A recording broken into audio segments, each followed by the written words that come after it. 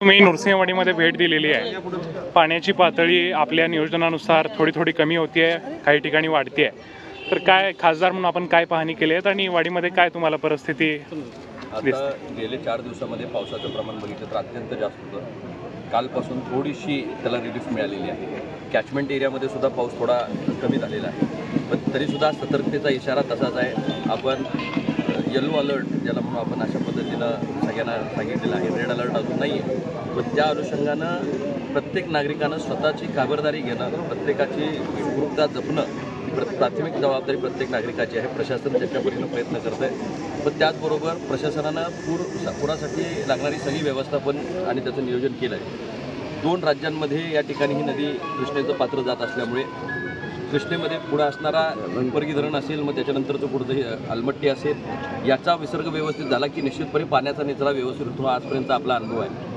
त्यामुळे 2 राज्यांच्या कॉर्डिनेशनमधनं तो विसर्ग व्यवस्थित होईल याच्यासाठी कंटिन्युअसली एक टीम त्या ठिकाणी बसून आहे। आपले राज्याचे काही इंजिनियर्स तिथं डिप्लॉय केलेले आहेत। 2 राज्यांच्या समन्वयानं त्या ठिकाणी त्याचं काम नियोजन त्या ठिकाणी सुरू आहे। काल रात्रीपासून पावसाचं प्रमाण जरी कमी असलं तरी 30 दिवस अजून पाऊस काळ शिल्लक आहे। त्यामुळं उद्याच्या 30 दिवसामध्ये काय नेमकी परिस्थिती येणार आहे याचं आपल्या हातामध्ये हे नाही।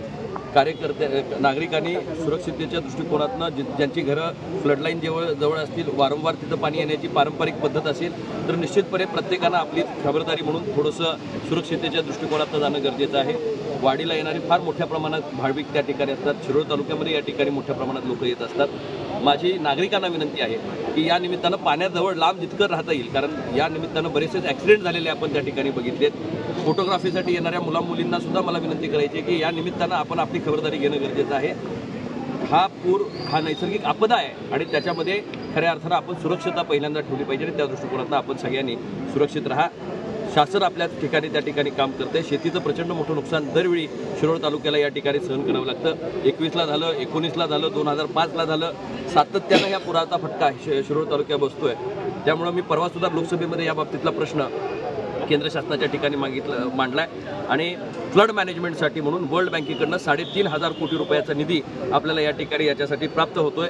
निश्चितच येणाऱ्या काळामध्ये पूर येऊच नये याच्यासाठी जे मानवाच्या हातामध्ये आहे ते करण्याची भूमिका आम्ही या ठिकाणी घेऊ। शासन त्याच्यासाठी सर्वतोपरी प्रयत्न। स्थलांतरित झालेल्या लोकांना उपाययोजना नेमक्या आपल्या काय झालेल्या आहेत आणि सीएम साहेबांशी परिस्थितीशी बोलणं झालंय का? माझी सीएम साहेबांची नियती आयोगाची या ठिकाणी दिल्लीमध्ये बैठक सुरू आहे। त्याच्यामुळं साहेब स्वतःच काल दिल्लीमध्ये या ठिकाणी होते। त्यांच्याशी या बाबतीतली सखोल चर्चा झालेली आहे।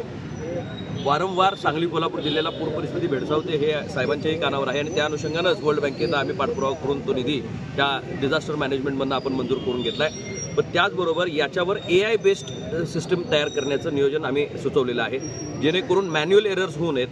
ही एक सिस्टम एकदा डेव्हलप झाली, कॅचमेंट एरियामध्ये पडणारा पाऊस, फ्रीलँड एरियामध्ये पडणारा पाऊस, संपूर्ण रिव्हर बेसिनमध्ये पडणारा पाऊस, आपल्याकडे असणाऱ्या जर पंचगंगा पाहिली, वेदगंगा पाहिली, दूधगंगा पाहिली, या सगळ्या ट्रिब्युटरीज आहेत आणि जी मेजर रिव्हर आपल्याकडनं जी जाते ती आहे कृष्णामाई। जोपर्यंत या ठिकाणी त्याचा वॉटर करंट जास्त असतो, या छोट्या छोट्या वाहिन्या त्यामध्ये त्या ठिकाणी मिक्स होत नाहीत, त्या वॉटर करंटचा एक बांध तयार होतो। त्यामुळे या सगळ्याचं एक अल्गोरिदमिक सिस्टममध्ये या ठिकाणी आपण रूपांतरित केलं आणि त्याचे वॉटर लेवल्स या ठिकाणी व्यवस्थित मेंटेन केले, तर भविष्य काळामध्ये पूर नियंत्रणामध्ये टेक्नॉलॉजीचा वापर करण्यासाठी म्हणून आम्ही या ठिकाणी मी पुढाकार घेतोय आणि कोल्हापूर जिल्ह्याचं कदाचित देशातलं हे पहिलं मॉडेल अशा पद्धतीचं तयार होईल की ज्याच्यामधनं AI बेस्ड खऱ्या अर्थानं इन्फॉर्मेशन टेक्नॉलॉजीचा फायदा घेत खऱ्या अर्थानं याला एक आर्टिफिशियल इंटेलिजन्सची जोड देत एक आपण नवीन प्रयोग महाराष्ट्रामध्ये या ठिकाणी उभा आहे। 2 दिवस पावसाचं प्रमाण